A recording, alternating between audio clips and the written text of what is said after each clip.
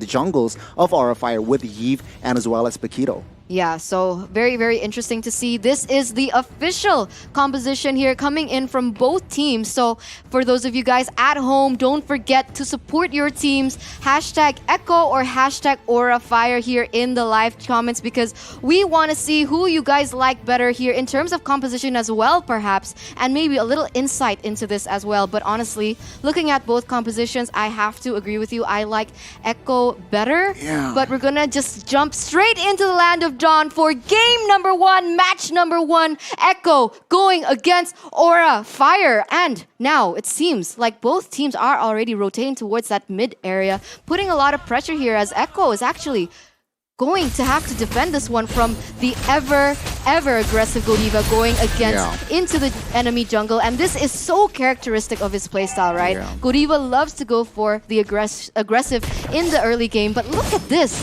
While that was happening, he actually bought a lot of time for Hai to take away that red buff. A smart setup there. Strategy early game forward side of Aura Fire. It does come through. He picks up the orange buff now. Hades needs to suffer because he's still level 1 here. And Godiva, being the Matilda, could just invade and give out information of the positioning from the side of Echo. Now Aura Fire with this early lead. What is the follow-up? Yeah, we're going to have to see what happens here right now. As 1 minute in, it seems like they are still a little equal, although Aura Fire has a little bit of benefit here in terms of gold. Almost a 300 lead in gold, but now we can see rotations coming in from both teams, actually mirroring one another. But I think in just a few seconds, something might go down. Facehugger goes in very aggressively onto RK3. Godiva is there as well, but the damage just isn't there, so no commitment right now. Yeah, no commitment. I guess that's smart because, again, RK3 still has that flicker, so I guess they do not want to overcommit. They do not want to make silly plays that does not,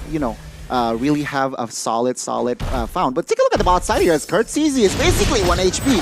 Hades is there to back him up. Kira with that flicker did not manage to secure a kill, but take a look. Hades and as well as Kurtzizi still battling out. First blood will be claimed in the hands of Hades. Greedy play coming in from Kira just now. He flickered for the opponent, and now he's the one who actually gets caught out in the land of Dawn. But oh my god, look at here as Kurtzizi gets caught in the Tempest of Blades coming in from Hai, and Hai will be picking up another kill in his hands. Facehugger in the back area will be able to let the Feather Airstrike go, but unfortunately nothing fancy just yet. But now Aura seems to be rotating towards this next objective in that turtle, already dealing a lot of damage here, and it seems like it might just go uncontested. Yeah, both experience has gone down right now. The Aura has the space for this turtle right now. Ooh, the damage connects onwards to RK3. He's super careful because he is half HP. Ling could just jump and give pressure, but take a look here. Yeah, Hai pressuring Hades the jungles alone. Is this a wise idea? This is a wise idea indeed, as it will be kind of caught in a bad situation, but there is backup coming on from his team, and now Rafflesia is actually the one caught, and Tempest of Blades has been poked off onto, but he has to be careful because Kurtzizi is also in the midst, will be able to use his Falling Star Moon, and now both teams are retreating off right now. But 3 minutes in, Aura Fire still has the gold lead, almost in a 2k gold lead. Not just the gold lead here, I'd say the space, the map control is in the Aura's hands. And Echo, with this somehow early game composition, how will they come through? Of course, Aldous will not come into play just yet. With this Paquito, with this Steven, as well as Kufra, they really want to control the map, which they haven't had the grasp on. Honestly, this is what we're expecting from the composition coming in from Aura Fire, right? They do have a more early lead with the Matilda as well as the Link. But look at that as Rafflesia goes in with the Tyrant's Revenge. Will be able to take Hai down. And now Godiva is caught in a bad situation. But look at the flanking as Facehugger is caught and will be taken down as well. 2 for 0 for the side of Echo. Big yikes there. Aura Fire overcommitting, I should say, really did not calculate it well, and 2 members will go down right now. Godiva aggressively with the flicker managed to escape, but almost pays his life. Yeah, he almost pays with his life. Actually does pay with his life, as Hades actually could utilize that positioning very well, being able to take him off the map as well. But now it seems like Kabuki is caught really bad 3v1 situation. It's not gonna be a good sign for him as he will go down next. And this is just an action-packed game, Gunny. Action-packed game. One momentum from Echo opened up by Reflecia top side. Managed to turn things around here. Bot side though, Curtizi is being pressured. Kira trying to steal the orange buff from the hands of Echo. Curtizi stole it away. Right now, Flicker has been used from the side of our Kira. So I guess no casualties for both of the teams. Yeah, no casualties just yet, but look at the gold difference. It has actually been equalized and taken back by Echo. So Aura Fire, they really need to be careful about what happens next, and they need to be playing very, very disciplined, as it still will be Aura Fire being able to take the next turtle. But look at the gold difference. It is barely evident because Echo is just so good at picking up the pace again. And now both teams are playing it a little more carefully now, as we're going to take a look at the items here 5 minutes in. Wow, Windtalker has been secured, but take a look at bot side first. High pressuring Curtizi as well as Kira. Will they pick up a kill, or will they play safe and just take the turrets? I guess this turret will be taken down, and I guess no compensation just yet for the side of Echo. Yeah, no compensation just yet, but look at the items coming in from Facehugger. He has already built the Clock of Destiny, so we can expect him to scale even better here in the future games. But as you can see here, Benny Cutie, meanwhile, has been farming freely. So this is not looking good for Aura Fire in that stage. They really need to be able to shut him down, and I think that is exactly what they want to do. Facehugger trying to open up something here will not be able to do anything just yet, as he will be zoned out by Benny Cutie. And now Hades looking for something right now, will not be able to connect, but look at this, circling Eagle into the backside, into enemy lines, and he still will be able to flicker out of that one, will not be able to go down just yet. And now Reflection next on the chopping board, Falling Star Moon in the midst of it all. Feather Airstrike has opened up as well, but only to zone the members of Echo away, and that is just gonna be a 0-for-0 trade right now. I gotta be honest with you, messy fights here from both of the teams. Aura with the engage, questionable, because again, they overcommit too much. Right now though, Echo with I guess the space that they have, they could really pressure the side of Aura. Again, Aldous, late game hero against Carry in the late game. I don't think Carry could survive, but we'll have to see here. Once again, both turrets has been turrets is 1-1 for both of the teams here. What is next? Again, Kira trying to clear the lane spot side, and I guess both teams slowing down their pace for now.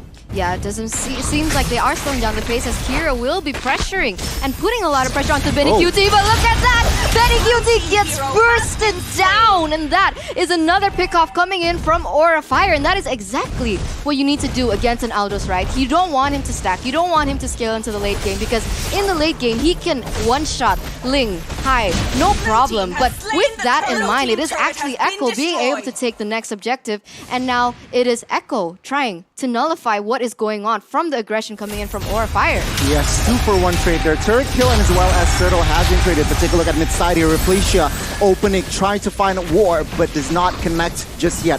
Both teams very patiently here, just trying to deal information and as well as find a good opening. Yeah, but look at the rotation coming in from Aura Fire. Looks like they're going on to something here, as Hades is actually in a sandwich position. Circling Eagle will be able to get him, but Tyrant's range does come into clutch, but unfortunately, no damage coming in from Echo right now. But look at this! Aldous goes in straight for the backline. Will he be able to get a member off the board here from Aura Fire? But yes, Real World Manipulation has also been popped up, dealing a lot of damage as well, but unfortunately, will be High actually getting traded off the board, and that is Echo again picking up the pace. But meanwhile, on that note, Kira actually manages to get a turret there in the mid-side. Yeah, finding compensation again. Unfortunate for the side of High there. No follow-up, no cover from side of Aura, because Godiva was chunked, Facehugger was chunked, so no one to cover him. But yes, Aura Fire, with that information, Kira managed to find some space and take the mid turret down. So this is going to be key. With this space,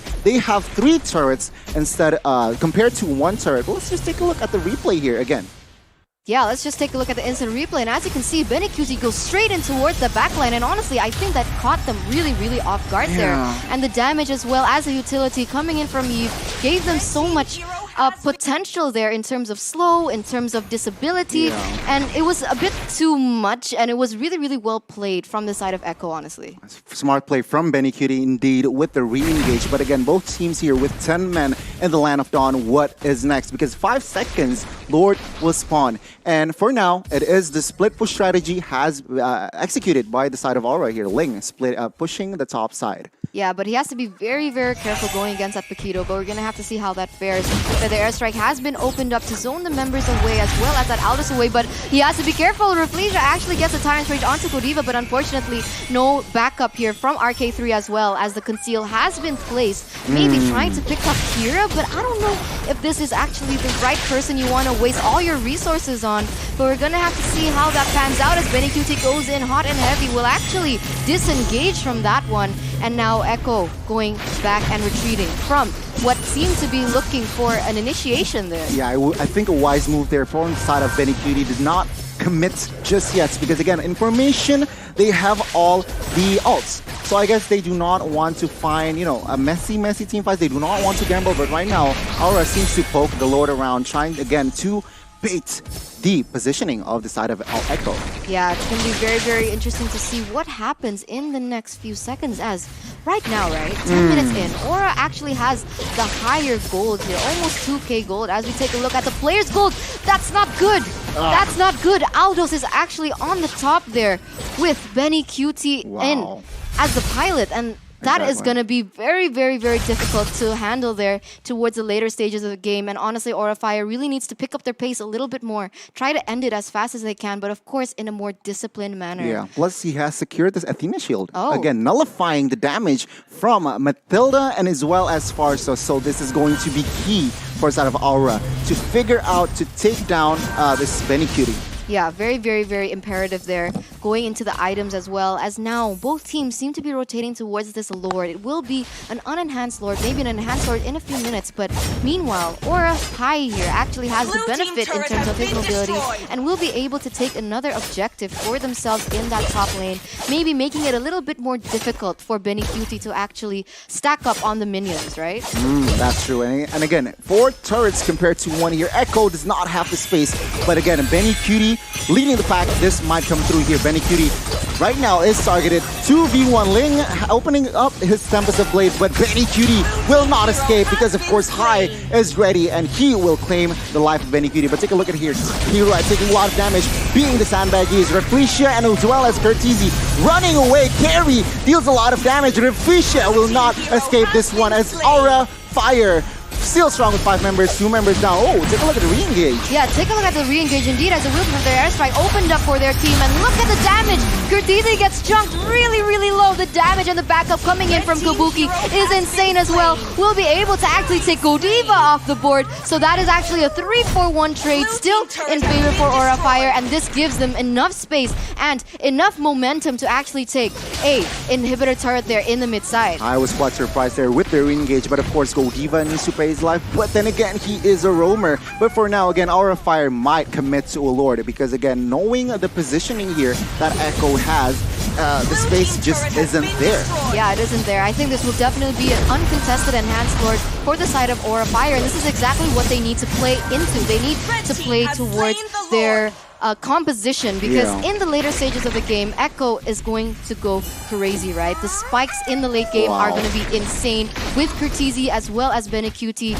And look at Kira right now. He's recalling in front of his opponents right now, playing the mental game, maybe trying to make sure that they make a mistake there going into the next Lord push. But right now, 6k behind. What can Echo actually do? What can they do? I guess it's all up to BennyQt. Again, I guess he wants to complete the Malefic Roar. After that, he might go crazy. But again, Kabuki just secured his golden staff. So again, this is going to be a key item for the side of Aura here. Will this carry position himself well, or Echo find the mistake? Yes, that is definitely the question, as it seems like Godiva and Hai are looking for an engage onto Hades, and he might actually chunk him very, very low. Tempest of Blaze has been popped off, but there is still Refleja in the mid. Will be able to land his Tyrant's Revenge, and that is it. That is Hai off the board, and without Hai, what can Aura Fire do right now? This is gonna be very, very scary, as well as important for Aura Fire now, because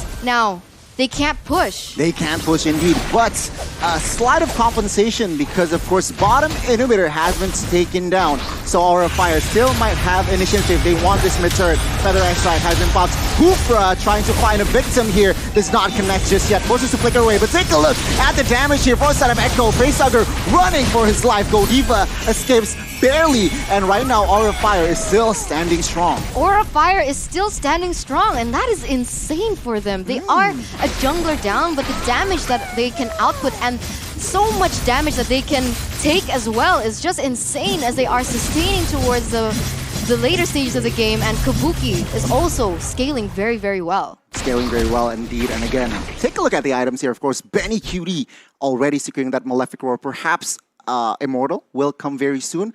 But for the side of Aura Fire, again, Kabuki securing Windtalker, Thunderbell, as well as Brute Force Breastplate.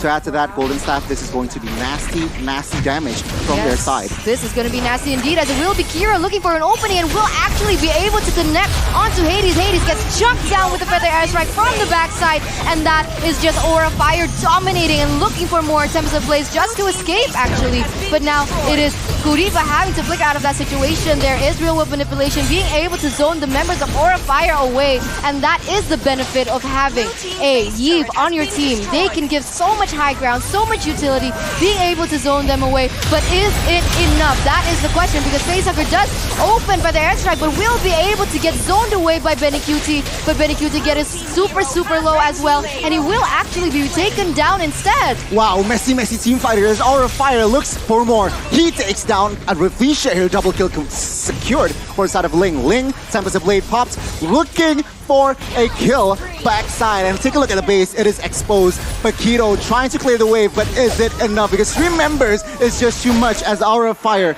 claims victory for game number 1. Aura Fire claiming game number 1 in a very dominant fashion, I'd like to say. They played very, very well, very, very in accentuation of